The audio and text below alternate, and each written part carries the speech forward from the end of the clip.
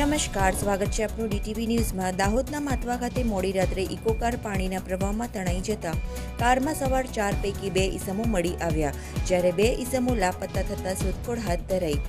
દાહોદ જિલ્લામાં મુસળધાર વરસાદને પગલે નદી નાળા છલકાઈ ગયા તેવા સમયે ગરબાડા તાલુકાના માતવા ગામમાં રાતના સમયે પસાર થયેલી ઇકો કાર તળાવના કોતર ઉપર બનાવેલ નાળા ઉપરથી પલટી મારી પાણીમાં ખાબકી હતી અને પાણીના પ્રવાહમાં કાર તણાવા લાગી હતી। બનાવને પગલે આસપાસમાંથી લોકો દોડી આવ્યા હતા અને બચાવવાનો પ્રયાસ હાથ ધરી તંત્રને જાણ કરતા દાહોદ પ્રાંત કચેરીની ટીમ, ગરબાડા મામલતદાર, પોલીસ અને ફાયર બ્રિગેડની ટીમ ઘટના સ્થળે દોડી આવી હતી અને બચાવ કામગીરી હાથ ધરી હતી, જેમાં કારમાં સવાર 4 ઈસમો પૈકી 2 લોકો સલામત મળી આવ્યા હતા તેમજ જેસીબીની મદદથી કાર પણ પાણીમાંથી બહાર કાઢી હતી, પરંતુ કારમાં સવાર અન્ય 2 લોકો લાપતા થતા ફાયર બ્રિગેડની ટીમ દ્વારા શોધખોળ હાથ ધરવામાં આવી હતી, પરંતુ કલાકોની મહેનત બાદ પણ બંનેની ભાળ મળી નથી। હાલ તંત્ર દ્વારા બંને ઈસમોની શોધખોળ હાથ ધરી આગળની કાર્યવાહી હાથ ધરી છે।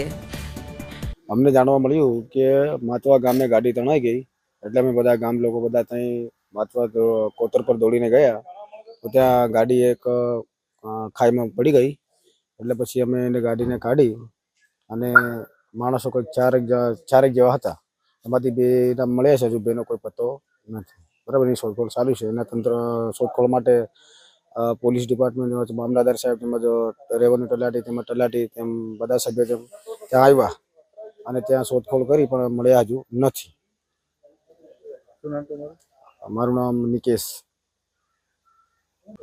આજરોજ અમને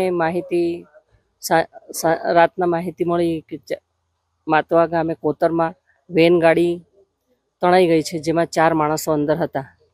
તો અમારી ટીમ અને અમે તાત્કાલિક સ્થળ પર પહોંચ્યા। ફાયર બ્રિગેડની ટીમ પણ તાત્કાલિક પહોંચી। 2 માણસો જીવતા બહાર મળી આવ્યા અને 2 માણસો મળી આવતા નથી, જેની શોધખોળ ચાલુ છે।